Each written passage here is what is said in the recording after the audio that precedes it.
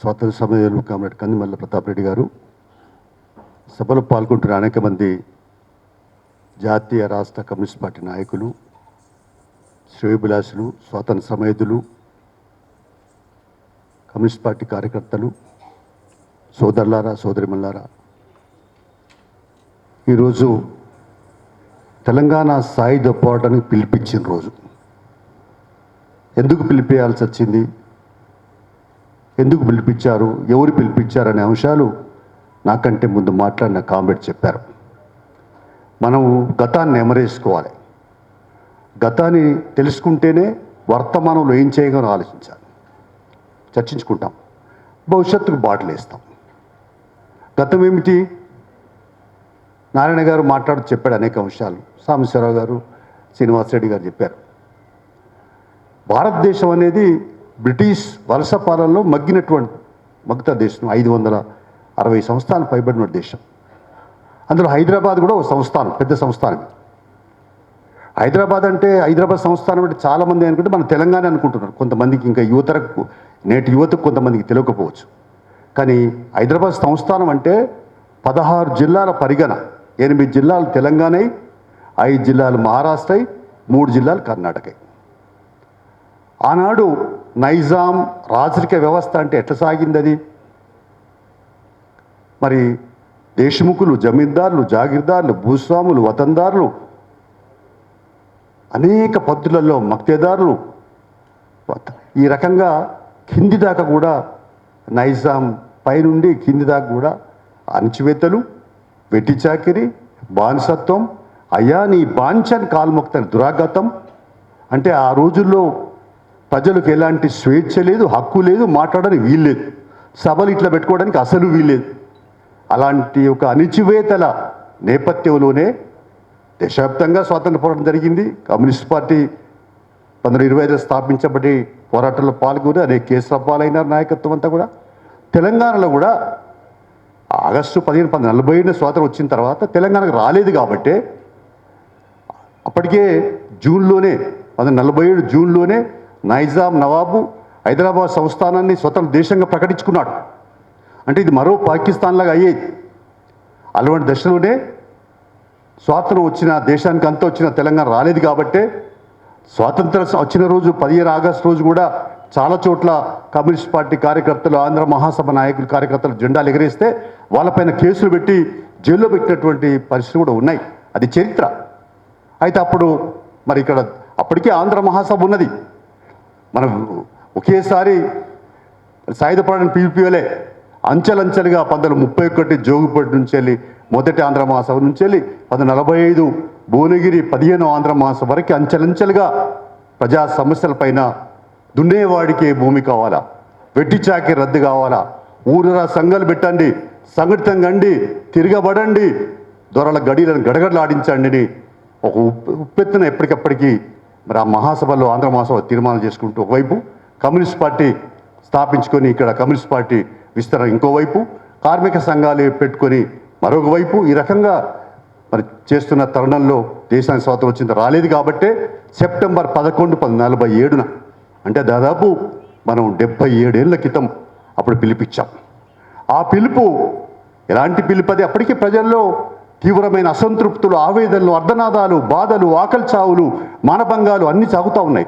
అన్ని రుగ్మతలకు చోటు చేసుకున్న పరిస్థితి ఉంది. అందుకనే మరి సాయుధ పోరాట పిలుపు అంటే అది ఒక ప్రజల ప్రభంజనలాగా మారిపోయింది. మరి మట్టి మనుషులు ఉక్కు మనుషులు అయినారు. ఊరు వాడ ఉప్పెనైంది. ఎక్కడెక్కడికి మరి సాయుధ పోరాటం విజయవంతమైంది. అయితే ఏమైంది? సాయుధ పోరాటంలో పాల్గొన్న నాయకులను చర్చలకి ఏమైనా పిలిచారా? మాట్లాడినారా? నైజాంను పిలుచుకొని మాట్లాడినారు తప్ప కేంద్ర ప్రభుత్వం మరి సాయుధ పోరాటం చేసే నాయకత్వాన్ని పిలిచి మాట్లాడలే. అంతేకాదు మరి ఇక్కడ పోరాటం బాగా విస్తృతమైనాక దొరలందరూ కూడా వచ్చి అప్పుడు కుచ్చుటోపులు పెట్టుకునేటోళ్ళు దొరలందరూ వాళ్ళు వచ్చి నైజాం మొరబెట్టుకొని ఇక మేము ఊర్లలో ఉండలేం, మాకు పనులు పనిచేస్తున్నారు, ఇంట్లో వంట పనిచేసే వాళ్ళు వస్తలేరు, మా బతుకు అధోగతి, మేము బాజారు పాడవుతున్నాం, మరి పూలమ్మిన చోట కట్టెలమ్మే పరిస్థితి వచ్చింది, అందుకనే మీరు ఏదో పరిష్కారం చేయమని నైజాం ఉద్యమించడం, కేంద్రము నైజాం సర్కారు మాట్లాడుకోవడం, ఆ తర్వాత సెప్టెంబర్ 13 యూనియన్ సైన్యాలు రావడం, 17నే ఒక రక్తం చుక్క తాగకుండా 17నే భారతదేశం విలీనమైనట్టు ప్రకటించడం ఇది జరిగినటువంటి గతం. దాన్ని నిమరేసుకోవాలి మనం. ఏమిటి, ఎట్లా జరిగింది? ఆయనకున్న రాజభరణాలు అన్నీ అట్లే ఉంచినారు, భూములు అట్లే ఉంచినారు. ఆయన రాజకీయ వ్యవస్థ రద్దయినప్పుడు అన్నీ ప్రభుత్వ స్వాధీనం కావాలి కదా, కాలేదు. ఆయనకు అట్లే రాజభరణాలు అట్లే కొనసాగించినారు. కాబట్టి దీన్ని ఏమందాం, ఏమని భావించాలి? అందుకని ఏదైనా త్యాగాలు చేసిన కమ్యూనిస్ట్ పార్టీకి గుర్తింపు రాకుండా కనీసం మరి ఏ రకమైన పద్ధతులలో అణచివేయాలో ఆ రకంగా అణచివేయబడ్డది. కాబట్టి అణచివేసిన ఇప్పటికీ ప్రజల హృదయాలు ఉన్నది. అయితే ఆనాటి తరం పోతున్నది. ప్రతాపరెడ్డి గారి ఆవేదన వాస్తవం, నిజమే. మనిషి పుట్టినవాడు గిట్టక తప్పదు కాబట్టి పోతూ ఉంటారు, తప్పది. అయితే మన కమ్యూనిస్ట్ ఉద్యమం అనేది అయ్యో ఇంకా ముందుకు పోపాయ, ఇంకా వందలాది వేలాది మంది గతంలో లాగా రాపోయారంటే వస్తారు. సమయం వస్తుంది, సందర్భం వస్తుంది. ఒక బంతిని ఎంత కిందికి కొడితే అంత పైకి పోతుంది. అందుకని ఈ ప్రభుత్వాలు చేసే దుర్మార్గాల వల్ల తప్పనిసరిగా ప్రజలు చైతన్యవంతులు అవుతారు. మరి త్వరలో మన పార్టీలో కూడా మనం అనుసరించే విధానాలు పద్ధతుల ద్వారా మరి ఇంకా కొంచెం మార్పులు చేసుకొని మనం ప్రజలను ఆకట్టుకొని ప్రజా సమస్యలపైన మనం ముందుకు పోతే, ఇలా ఇక్కడ భూమి సమస్య ఇంకా ఉన్నది. ఇవాళ తెలంగాణ ఆనాడు భూమికి సమస్య, ఇలా భూమి విముక్తి సమస్య ఉన్నది ఆనాడు. అందుకనే భూమి సమస్య కొరకు మళ్ళీ ఇక్కడ పోరాటాలు ఉద్యమాలు చేసుకోవాల్సిన పరిస్థితులు ఆసన్నమవుతా ఉన్నాయి. అలాగే ఇక్కడ గత ప్రభుత్వాలు గుర్తించలేదు. తెలంగాణ వచ్చిన గుర్తిస్తానికి ప్రగల్భాలు పలికాడు కేసీఆర్, ఆయన గుర్తించలేదు. రేవంత్ రెడ్డి ఈయన చెప్పినాడు బాగా, సరే ఇప్పుడు ఆ పేరు పెడతా ఈ పేరు పెడతా కాదు, అసలు తెలంగాణ సాయుధ పోరాటాన్ని గుర్తిస్తారా లేదా అనే సవాల్. గుర్తిస్తావా లేదా అనేదే ప్రశ్న. దానికి జవాబు రేవంత్ రెడ్డి గారు చెప్పాలి, ఈ కాంగ్రెస్ ప్రభుత్వం చెప్పాలి. కేసీఆర్ ప్రభుత్వం తెలంగాణకు అన్యాయం చేసింది, తెలంగాణ వచ్చినాక ఏం చేయలేదు, అస్తిత్వానికి పోయిందని చెప్పినారు కదా. తెలంగాణ ఇప్పుడు ఇచ్చింది మేమన్నారు కదా, మీరే ఇప్పుడు అధికారంలో ఉన్నారు కాబట్టి తెలంగాణలో ఉన్నటువంటి ప్రజల ఆకాంక్షలకు అనుగుణంగా మీరు ఇవాళ మేము మరి సాంబశివరావు గారు చెప్పారు రిప్రజెంటేషన్ చేసినామని. నేను సెక్రటరీగా ఉన్నప్పుడు కూడా ప్రతి సంవత్సరం రిప్రజెంటేషన్ చేసినాం. ఏం చేసినా అరణ్య రోజున అయింది, చెవిటివాడి మంది శంఖ ఉదినట్టు అయింది. ఇప్పటికైనా రేవంత్ రెడ్డి గారు తప్పనిసరిగా మరి ట్యాంక్ బండి మీద విగ్రహాలు పెట్టడమే కాదు, ఇప్పుడు తెలంగాణ సాయుధ పోరాట స్మృతులను ఈనాటి తరానికి తెలియపరిచే పద్ధతులలో ఒక శృతివనం ఏర్పాటు చేయడం. ఎవరెవరికో శృతివనాలు ఏర్పాటు చేస్తున్నారు.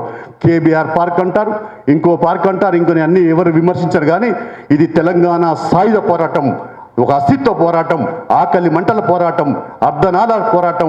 ఈ పోరాటం లేకపోతే ఈ తెలంగాణ భారతదేశంలో విలీనమయ్యేది కాదు.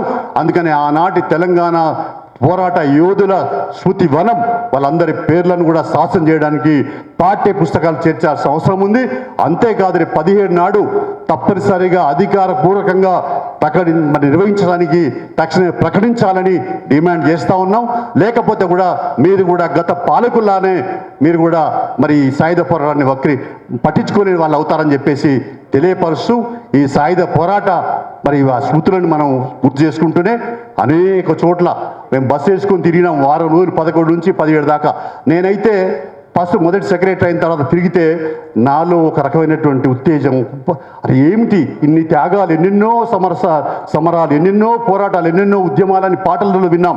కానీ చూసిన తర్వాత గుండ్రాంపల్లి ఏమిటి, మల్లారెడ్డిగూడెం ఏమిటి, బొల్లెపల్లి ఏమిటి, లేకుంటే బైరాణిపల్లి ఏమిటి, గుట్టిగల్లు ఏమిటి, మాందాపురం ఏమిటి, ఇంకా పరకాలు ఏమిటి, ఇంకా అనేక చోట్ల ఎక్కడెక్కడో అమరులైనటువంటి త్యాగాల గుర్తులు ఇప్పటికి ఉన్నాయి.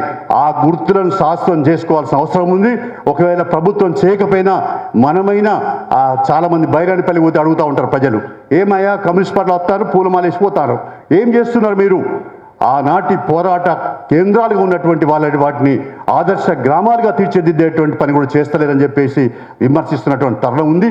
అందుకని ఏదేమైనా ఈ ప్రభుత్వం అయినా పట్టించుకొని మరి చరిత్రను గత చరిత్రను ప్రజలకు ఈనాటి తరానికి తెలియపరిచే పత్రంలో పాఠ్యాంశం చేర్చి శృతివనం ఏర్పాటు చేసి అధికారపూర్వకంగా మరి 17 తారీఖు ప్రకటించి ట్యాంక్ బండ్ పైన లేదా ఇంకా అనేక చోట్ల ఈ విగ్రహాలను పెట్టి మరి తెలంగాణ సాయుధ పోరాటాన్ని శాశ్వతం చేయడానికి ఈనాటి తరానికి తెలియపరిచే పద్ధతులలో రేవంత్ రెడ్డి ప్రభుత్వం మరి తప్పనిసరిగా ప్రయత్నం చేస్తున్న ఆశిస్తూ, చేయకపోతే మాత్రం వాళ్ళపైన ఈ ప్రశ్న ఎప్పటికీ ఉంటుందని చెప్పేసి కూడా ఈ సందర్భంగా తెలియపరుస్తూ ఈ అవకాశం ఇచ్చినటువంటి మరి నాయకత్వాన్ని మీ అందరికీ అభినందన తెలుపుతూ సెలవు తీసుకుంటాం.